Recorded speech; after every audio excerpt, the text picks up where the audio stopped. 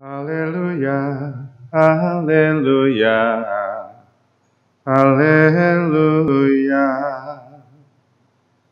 haleluya, haleluya, haleluya. Roh Tuhan menyertai aku diutus Tuhan mewartakan kabar baik kepada orang-orang miskin. Haleluya, haleluya, haleluya.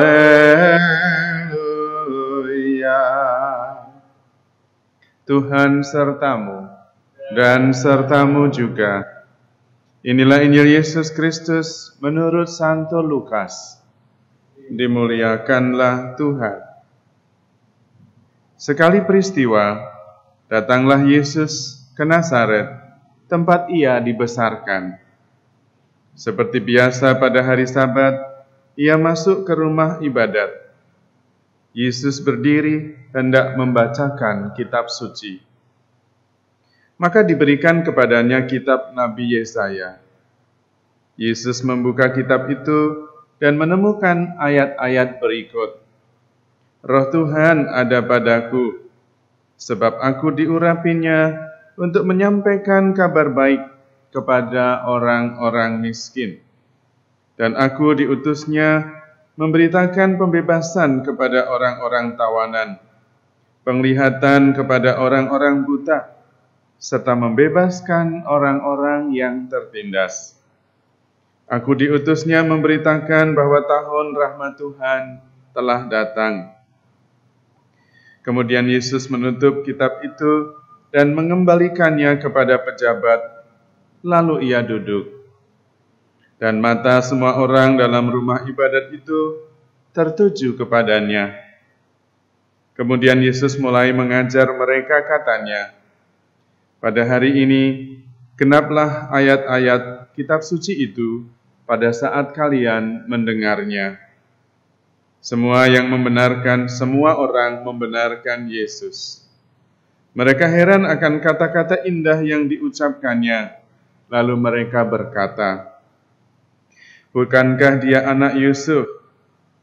Yesus berkata, "Tentu kalian akan mengatakan pepatah ini kepadaku. Hai tabib, sembuhkanlah dirimu sendiri. Perbuatlah di sini di tengah asalmu ini segala yang kami dengar telah terjadi di Kapernaum."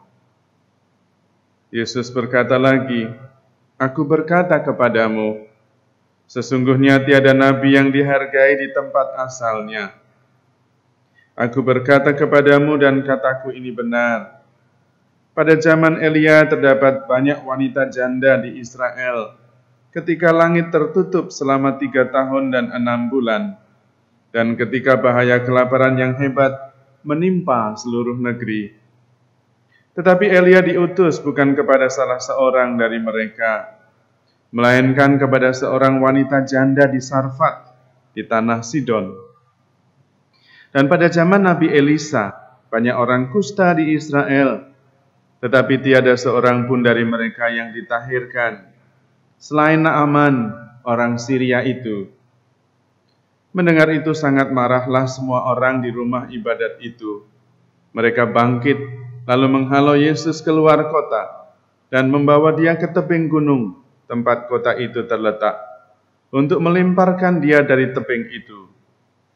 Tetapi Yesus berjalan lewat tengah-tengah mereka, lalu pergi. Demikianlah Injil Tuhan. Terpujilah Kristus.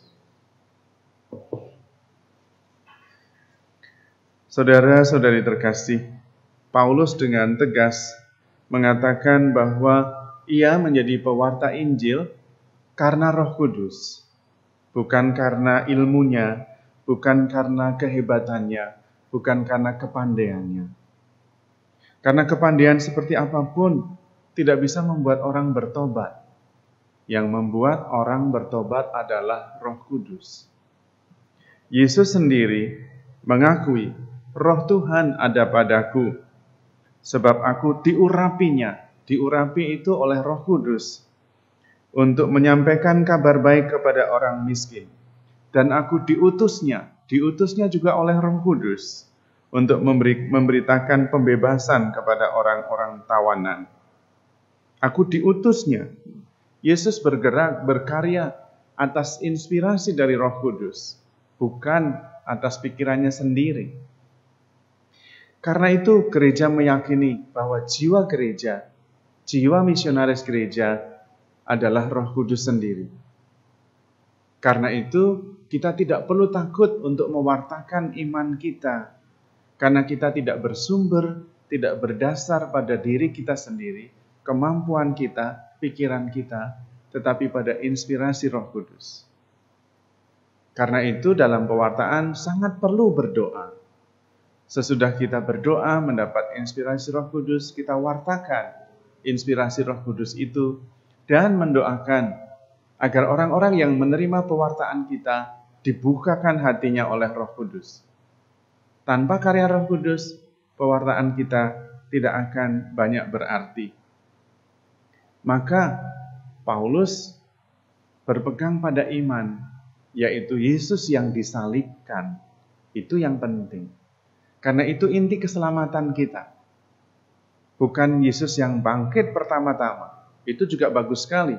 Tapi jangan-jangan kita hanya mewartakan Yesus yang bangkit, yang mulia, tapi tidak mewartakan Yesus yang disalibkan. Tidak ada kebangkitan tanpa salib. Tidak ada Yesus yang mulia tanpa salib. Itu sebuah rangkaian yang tak terpisahkan.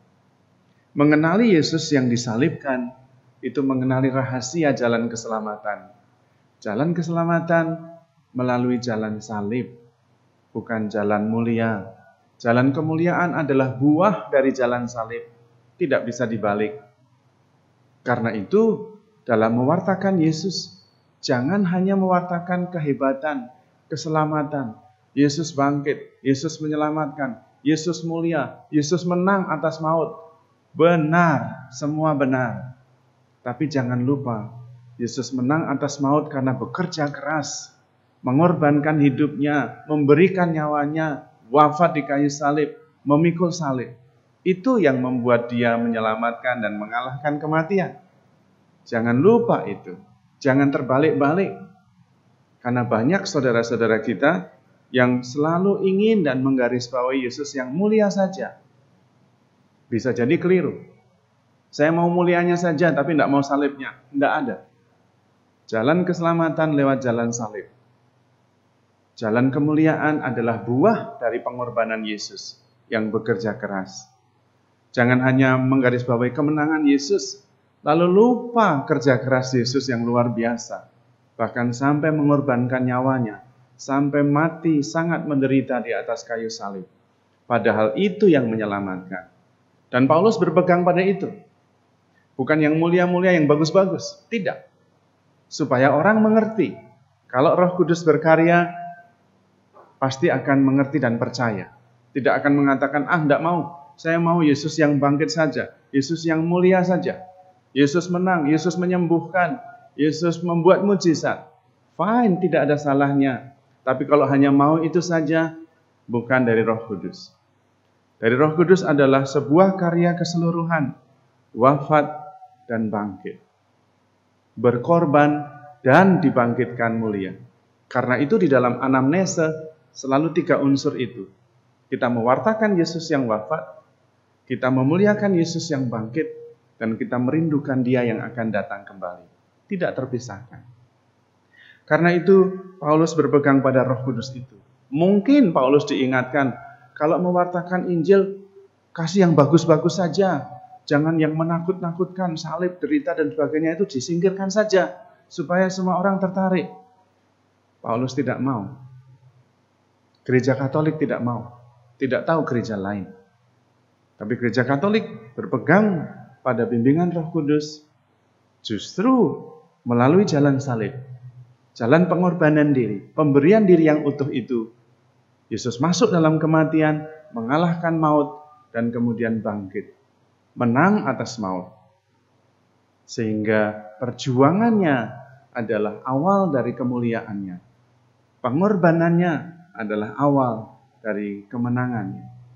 Maka mari kita menjadi murid Yesus yang benar, yaitu bukan hanya menikmati kemuliaan, tetapi yang menyangkal diri, memikul salib, mengikuti Yesus, baik dalam sengsara, kematian, maupun kebangkitannya.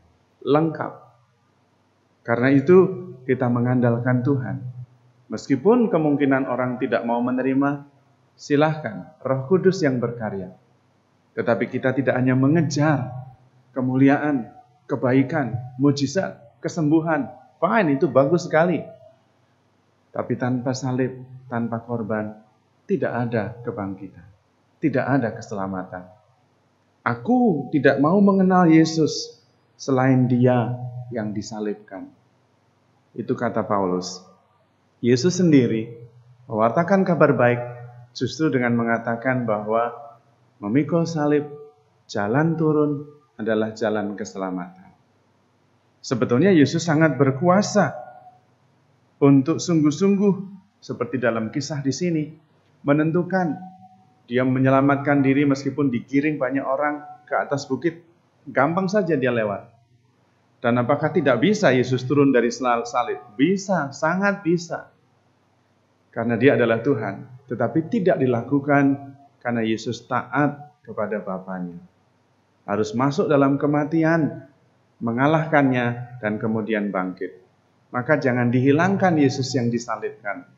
Meskipun kita mau mewartakan Yesus yang bangkit. Jangan hanya mau mulianya saja. Jangan hanya mau bangkitnya saja. Jangan hanya mau sembuh, mujizat. Tapi lupa menjadi murid Yesus pertama-tama justru menyangkal diri, memikul salib, mengikuti Yesus. Mari kita mohon rahmat Tuhan supaya kita bisa menjadi pengikut Kristus yang setia. Allah Bapa Maha Kudus, kami bersyukur atas rahmat iman. Karena iman itulah kami memahami jalan salib sebagai jalan keselamatan. Bantulah kami agar selalu dijiwai oleh Roh Kudus, sehingga kami selalu mengikuti inspirasi bimbingan Roh Kudus untuk dapat memuliakan Engkau. Sebab Engkaulah Tuhan kami yang hidup dan berkuasa, kini dan sepanjang segala masa. Amin.